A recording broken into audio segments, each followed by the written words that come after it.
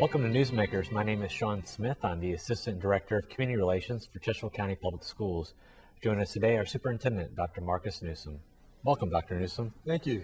We want to spend a little bit of time this afternoon talking about the budget. Certainly we've had opportunities many times on Newsmakers to talk about the budget. What is the general feel for the work that's being done this very moment with the superintendent and the school board? As we're looking toward next year's budget and our revenue sources, at the state level, it looks like sales taxes are up. On the local level, it looks like the housing market is still sluggish, which is where much of our revenue comes from. But we still feel somewhat cautiously optimistic going into next year. We think next year will be a better year for us than past years. It's been very difficult since 2008. We have cut over $70 million from our operating budget. We've eliminated over $100 million from our capital budget. And we made some very difficult choices that we believe have put us in a position to move forward and hopefully to recover from this recession, perhaps being one of the first in our region to recover from this recession. We think about it from a regional perspective. Chesterfield Schools, on the one hand, earlier on was making some of the cuts much earlier than other regional school divisions were making or having to make.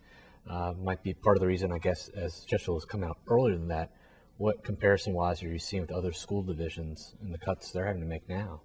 We made some very difficult cuts early on, as I said, and as a result, I think we're in better condition than many of our surrounding localities. We're seeing some of the school divisions in this region talk about making some very drastic cuts going into next year, cuts that we have been accustomed to dealing with. And the economy is still fragile. We still aren't clear, and we will be a long way from where we were 4 or 5 years from now. As you said, obviously, the face of education is changing in the school divisions, not just in Chesterfield, but across the state and Virginia. There are some bright spots, obviously, for Chesterfield schools in looking at this year's budget. What are some of those bright spots? There are bright spots. As I said, we've cut tremendously over the last several years. Looking toward next year, we're anticipating a budget that will be about $10 million more than what we have this year. We will be able to restore the 2% and 3% pay cuts that our employees experience. And more importantly, for the first time in 4 years, we will not be making any cuts to our classrooms. Those are certainly bright spots looking ahead. And one of the big focus, not just from the officials in Chesterfield County, but across the state, has been ensuring that education institutions and school divisions constantly put the great majority of their money towards instructional expenses. How do you see that certainly here in Chesterfield County? That's true. We have been extremely efficient here in Chesterfield County. When we look at the audits that we've had, we see that there aren't any school divisions in America that have been more efficient than we are. About 70% of our revenues are allocated toward instruction, about 3% for administration, and when you look at the average size business, that's compared to about 15% of their funding goes to administration.